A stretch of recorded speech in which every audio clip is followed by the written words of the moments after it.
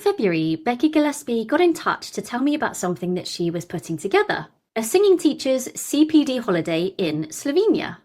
The idea immediately caught my attention because it wasn't just another conference. It was an opportunity to learn, connect with other teachers, and have a proper holiday at the same time, with families welcome. So of course my husband packed his case too.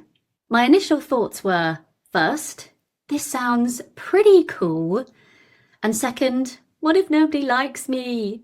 Calls therapist. From my perspective, everything was pretty straightforward this end. Becky had organised pretty much everything, keeping everyone updated with schedules and information, and all I had to do was book my flights and pay the conference fee. It was around £450-ish for observers and around £350-ish for presenters to attend, which included breakfast and dinner, the accommodation and access to hotel facilities. Things that weren't included were flights and taxis and extra drinks. But overall, it felt like good value. So on the 22nd of July, my husband Pete and I boarded a plane at Heathrow Airport and we landed in Ljubljana, with me retching into a travel sick bag, ready for a few days of CPD. I've never been to Slovenia before, and honestly, it is stunning. Even arriving at Ljubljana Airport, you're greeted by incredible mountain views. And the resort itself, Terme Snovik, is surrounded by beautiful forests and rolling greenery. The resort includes a campsite, traditional Slovenian chalets, and a brand new eco-hotel that's currently being built. It was a shame that construction was still going on while we were there, as the drilling occasionally interrupted the peaceful atmosphere. But that said, these things have to be built at some point, and I imagine it'll be absolutely gorgeous when it's finished. We stayed in the chalets, and the chalet itself wasn't quite my cup of tea. It was clean and had a lovely balcony with beautiful views, but I found it quite difficult to regulate the temperature, and the bed wasn't particularly comfortable. The pillows had definitely seen better days, with some of them having the stuffing coming out of them. But that said, it really was just somewhere to sleep between full days of learning and exploring. On the first day, we were free until about 4 p.m. So my husband and I headed out on a walk, trying out some of the barefoot trails, walking through a freezing cold stream, taking in the views, genuinely just trying not to fall down a mountain. And then all of the teachers met to kick off the conference in the afternoon. What a wonderful group. I finally got to meet some of the people we have spoken to on the podcast in person. Kat Ogden, Gemma Sugrue, Rachel Lynes, and of course Becky Gillespie, Barbara Tanze, and Lydia Hart. And I also met new people who are all so friendly. One thing I really appreciated was the balance between presentations. Some speakers shared emerging ideas and personal interests and discoveries from their own teaching, whilst others presented deeply researched areas of expertise. It created a really welcoming atmosphere where people weren't trying to prove how clever they were. They were simply passionate about sharing what excited them. There was very little ego in the room, just genuine curiosity and generosity. Presentation number 1 by our host Becky Gillespie dropped us in the deep end, all about acoustics, inspired by her recent trip to the US to geek out with Ken Bozeman, Chadley Ballantyne, and Ian Howell. Here is where we learnt things like tactile vibration is going to progressively leave as a singer approaches E4. And the tip 2, howl your vowel. Louisa was up next, starting a conversation about voices of heritage, exploring the power of native language in singing. Louisa explored how language is never just about pronunciation, and it's a link to family, culture, and memory.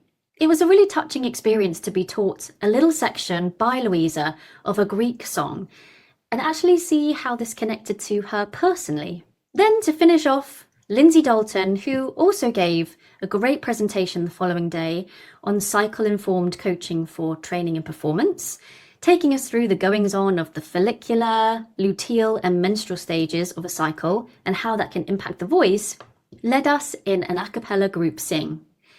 Introducing the Slovenia Choir of 2026. I am the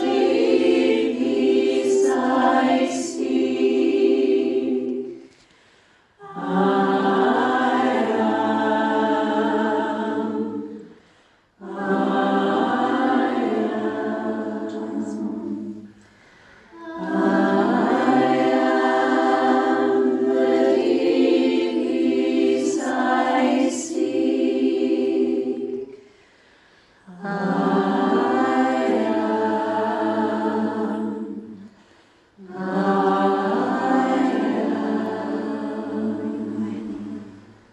2 was kicked off by one of my favourite talks, which was led by Lynes and which made me want to cry. What a baby. It was on creative strategies to make your creative business soar. And here was where we were asked questions like, what feelings do you want your business to give you? What feelings don't you want to feel? When are you at your best? As well as a mining exercise, where we spent a few minutes just free writing onto paper all of the things that spring to mind about the life and business we want to lead. For me, I felt it solidified many things I already knew and been thinking, but maybe wasn't giving enough attention to. And it gave me the ignition to start making meaningful change in the direction I feel pulled towards. As Rachel said herself, the biggest creative project is your life. There were 2 roundtables, one of which happened on the second day, led by Laura Boone, CEO of Vocal Zone, Maria Prima, singer Chris, and moi. And another was held later on in the conference, panelled by Michael Rasmussen, Mel Toy, Rachel Lynes, Kat Ogden and Gemma Sugrue. And both were really just open discussions with the whole group about what the singer really needs, and creativity and human potential. Michael Rasmussen kicked off the second afternoon with his experiential ideas on resisted inhalation, which was practical, testing out some of his ideas on ourselves, giving ourselves a score of before and after. On our BAS courses, you might actually come across us talking about resisted inhalations, something which can help the singer feel that 360 expansion of the torso through something called the hand suck exercise. In our course resources, we reference a little bit of text from an article written by Shirley Emmons, Focus on Vocal Technique, Update, Breath Management. And within this article, it actually refers to Keith Underwood, who found that vigorously sucking against the back of his hand actually helped to create an optimized rib expansion upon inhale. It goes a bit like this. You tuck your thumb into the palm, close your fist, raise the back of the hand to the mouth, and then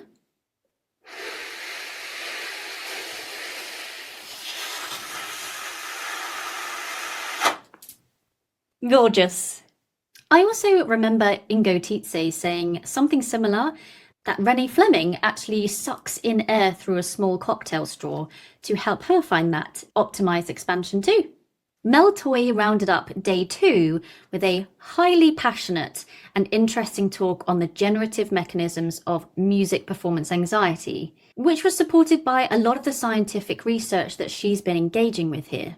Something that I thought was fascinating is that noise, whether that's a bang from a motorbike exhaust, a loud scream or something falling over, is likely the greatest sensory contributor to anxiety, with impacts that can last 3 hours post-exposure. That evening, we walked to the natural spring. It was dark, people had torches, and we wandered together chatting about voice, teaching, and life. It was incredibly simple, but it ended up being one of my favourite moments of the whole trip. Just really good conversations with really lovely people. More of that, please. Saturday was launched with a similar thread via Lydia Hart's talk on nervous system regulation. This explored muscle tension dysphonia, the vagus nerve, and moving out of stress, and how it all sort of mixes in together. In particular, I like the consideration that we can be unregulated whilst feeling safe. It's mobilization without fear. And we want to be singing from a state of this readiness, right? Alian Partjilic then took us through a very interesting topic, the hypermobile singer. And then Veronica Hodgson, who flew all the way over from Oklahoma, gave an engaging talk on storytelling through song. Saturday afternoon was actually free time, and there was a trip organised to Ljubljana or to take the cable car up to the shepherd's huts. My husband and I had already pre-planned a trip into Ljubljana in the evening to have a 7-course tasting menu inside a medieval castle. I'm going to butcher the name, but the meal at restaurant Strelich was probably one of the best meals I have ever had. Sunday, the final day, was kicked off with Barbara Tanze and her talk on pressure regulation and airflow with the FlexiFlow product that she has created. I'll give you a sneak peek. There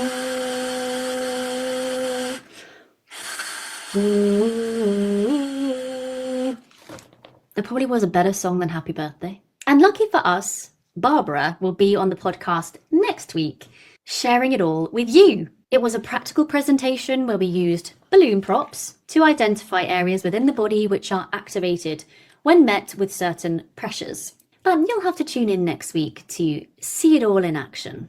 The brilliant and humble Gemma Sugrue then took us through pricing and positioning for experts. This was a talk in business, offering, and creating the life that you want. A really nice pairing to Rachel Lynes' talk earlier that week. She asked us questions like, what would be too good to be true? What are you the don of? And the phrase that I have now been using ever since, give freely, receive freely. The whole event was rounded off by Kat Ogden, talking us through how singing teachers can create an environment for students' well-being.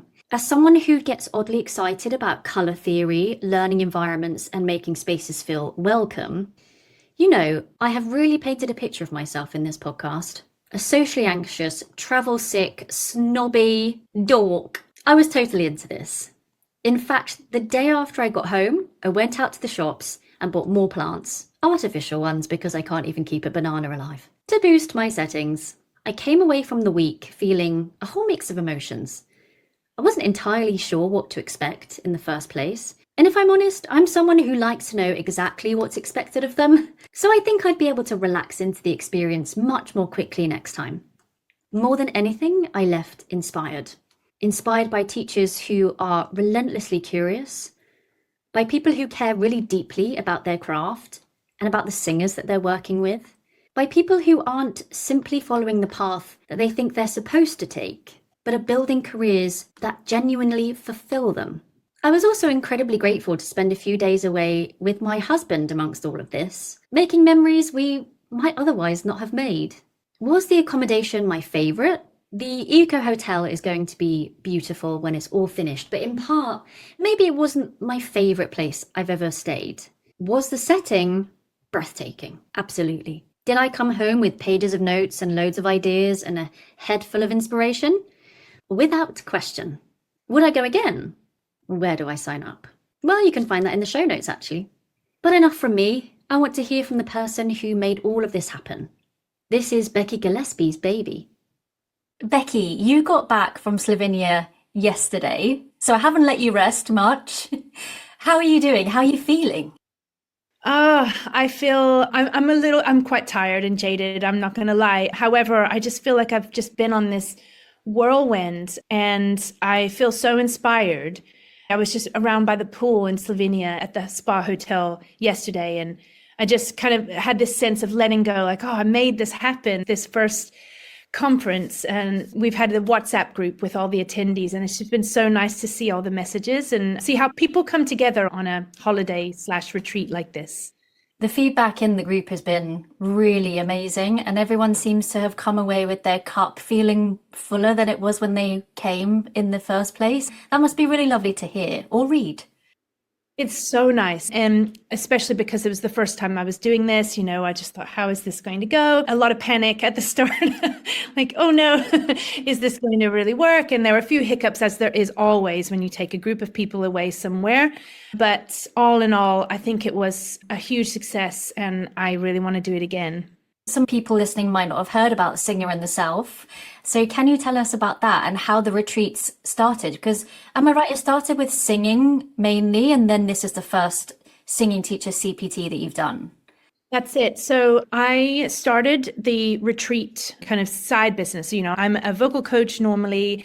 And actually, Rachel Lynes and I got together and we started talking about this concept about how singing is so personal. It's a real part of ourselves. And, you know, it's expression through music. And that is so vulnerable. There's a beauty in that too. And how singing in the self. And we just thought, this sounds like an amazing online course. So we got together, we created a meeting. Let's create our online course, Singer in the Self. And then we just thought, do you know what, this could be an amazing retreat. So that's how that started. So as we were going through our meeting, we started planning that. And before long, we held our first retreat. And that was in the UK, down in Sussex, a beautiful farm, 12 acres with llamas. And we did it 2 years in a row there. And that was also just really, really inspiring. And, it was just this great cross section of having a holiday, having some singing experiences, having some wellness. We always have wellness as part of our retreats by way of journaling, sharing together experiences, just realizing you're not alone. And of course, the whole act of singing and expressing through music. And it really helps people shift emotions. So we started to see these common themes in our retreats. And then we started doing them in Thailand.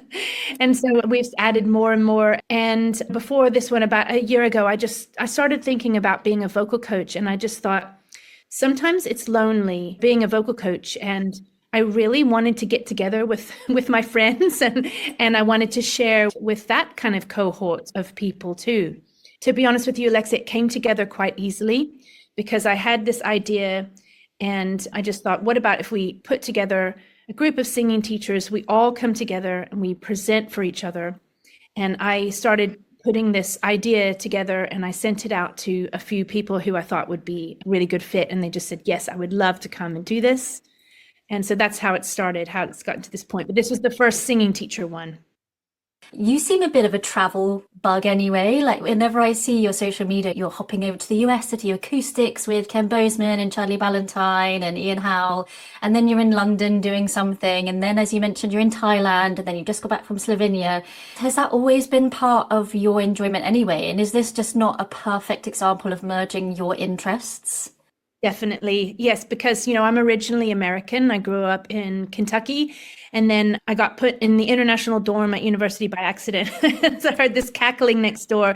There were two girls studying abroad from Lancaster Uni and we just hit it off. When I graduated, I came to visit them and ended up missing my flight home because I love the UK so much. So I stayed in the UK for a while, then I moved to Australia. So I feel like I've been kind of hopping around quite a lot and traveling is just so inspiring. I love that cultural aspect. You just hop over to Europe and you're in a different culture, you're eating different food, having different experiences, going down a bobsled or by a beautiful lake. I just love it. I just love traveling.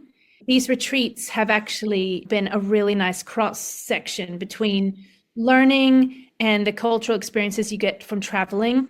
And Rachel and I actually changed the name from retreat to holiday because we wanted people to have fun. We noticed that in the word retreat maybe feels, I don't know, maybe a little bit stuffy or you're learning all day long, something like that. We wanted it to be a holiday. So we always include free time and just the cultural experiences that you get through travel.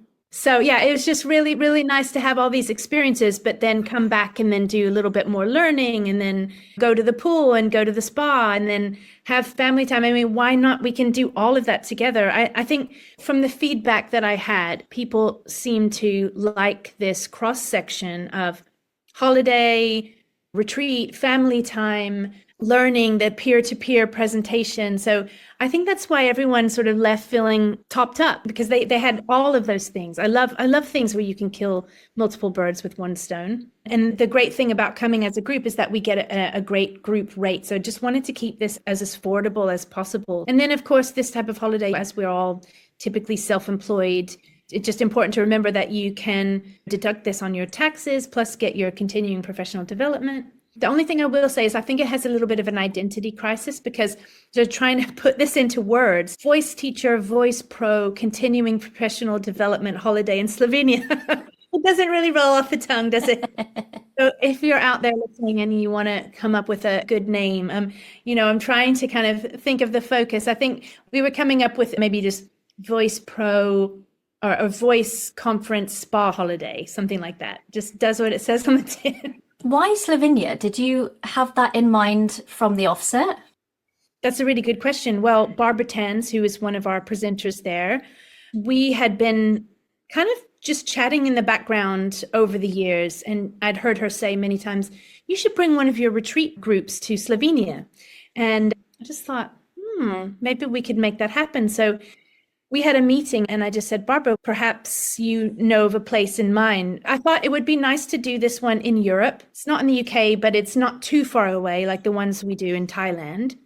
I said, I want, something that's affordable, something we can bring a lot of people, something where we can have conferences, we can easily get to, weather's going to be nice. I think I mentioned at the time, I think I want it to be a spa hotel. Then just said, let's just list all the things that we want to bring to life. And then she just delivered with this perfect place.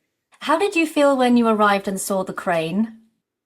Yes, there was one little hiccup. That was my panic day because it was just the expectation. So basically what had happened was we knew that there was this big eco hotel being built, but I kept being told that it was going to be finished. And of course, we all know anyone who's had construction done on a big project like that, it just ends up taking longer than expected. And I didn't realize, though, that there was going to be a big crane. And so then I just thought, oh, no, I really panicked. I went into panic mode. I thought everyone's going to hate this. But actually, people were so kind about it. They're understanding. And then it's like any type of holiday that you go on. You arrive there and you have these certain expectations. And then you go, oh, this isn't actually what I thought. Or I'm not quite happy with this.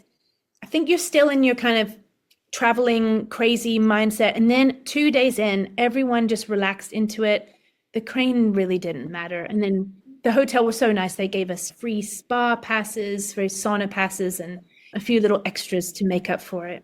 But if we go back there again, this new hotel is going to be completely built and it's going to be amazing. Any type of retreat that I have hosted, the first day, I'm actually a ball of nerves. And then when I see that everyone's having fun and enjoying, and then I can relax into it. For you, what was a highlight for the CPD bit of it all?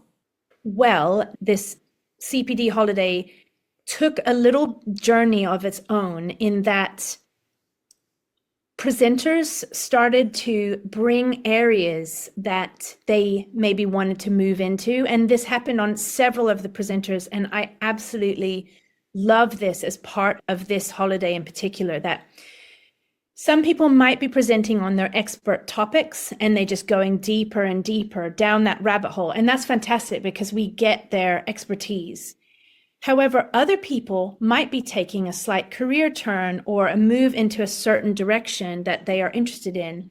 And it's a great way of just kind of practicing this peer-to-peer, just in a safe space. Because like you said, everyone there really respects each other. And it's just a way of practicing the presentation, practicing the idea, maybe looking to develop it further in a real-time environment. So I would say it turned out to be a bit half and half. Half of the presenters were really on their expert special subjects, and then the other half were kind of moving into a different area. And I love the ability to give people the platform to try that. We got different angles from everyone's presentations, and it just sort of happened like that we were able to look at our lives and really gain from it. So whether it was like from the business perspective or knowing that we're all creative artists, actually being singing teachers, looking at our lives from that angle, we just had this washover of, okay, I'm going to improve my life in this way and improve my studio, and how can I show it for my students better? And, I was really taken aback by how much we all care about our students. Ultimately, as vocal coaches, singing teachers, voice professionals, we really are caring people. And we just want the best for our students and we want to do right by them. I would really like to, next time we do this, I really want to encourage other people who might be looking to present on a certain topic to come forward and try it out. That's the other thing that I loved about this. There was no kind of one big name person there, but then there's also nobody presenting who is at a kind of beginning level. I feel that everyone at this conference is kind of at that middle level, ready to step into their next level of growth. I kind of had the feeling at the end of it that I wanted to go off and live in a big commune with everyone. Is that creepy? No. The one thing I will say is that I was like, wow, the bar is really cheap. It's only like €3 for a glass of Prosecco. And then you get a glass of Prosecco and it's like a dribble. And I'm like, that's why. We need about 5 of them. Keep them coming. Yeah, no, exactly. No, the prices were great. And it was so lovely to see people with their kids. Some people had teenagers, some people had babies, husbands, mums, grannies. It was just so nice that we could make this all work together and we could dip in and out. I ate lots of European cheese. I think maybe have a lactose intolerance after all of that. Aperol spritz. I had a lot of Aperol spritz over the last few days. Is this going to be a yearly thing? I would love it to be. I'm just going to take a little breather, maybe for about a month. I'm going to make it happen yearly or maybe every other year, but we're definitely going to do this again. And I just want to get together with all my singing teacher friends again and be in the environment where we can learn from each other and hang out together. Oh, Becky, what you created was such a lovely, unique experience. So thank you for, I know you said it kind of fell together, but it doesn't fall together without a person like you at the front of it. So where can people keep their eyes out for the next possible one?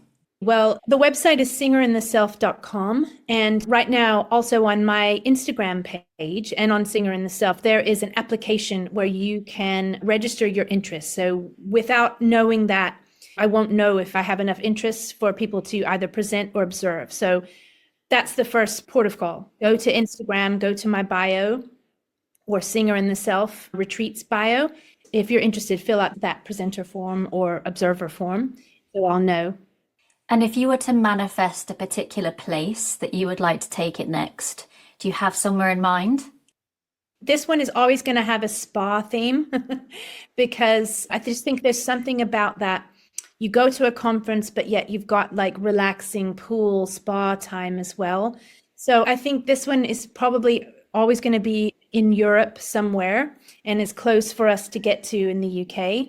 So also I'm really happy for suggestions. If people know of a great spa retreat hotel that can host a lot of people, then I'm happy to hear that. I mean, it's a great way of us seeing Europe as well. Let's take a yearly trip somewhere in Europe, bring our spouses, bring our kids, have a spa holiday, get some learning in. I mean, the world's the limit, right? Congratulations, Becky. It's been so lovely to be in your company over the last couple of days. And as I said to you when we came on, I was like, you're too far away.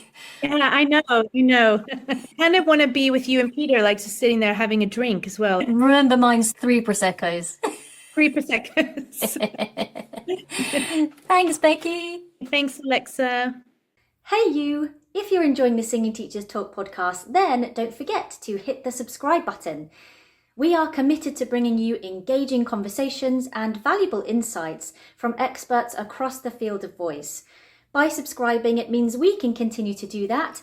You'll never miss an episode, and you'll be helping to spread the word to other singing teachers, vocal coaches, and overall voice nerds.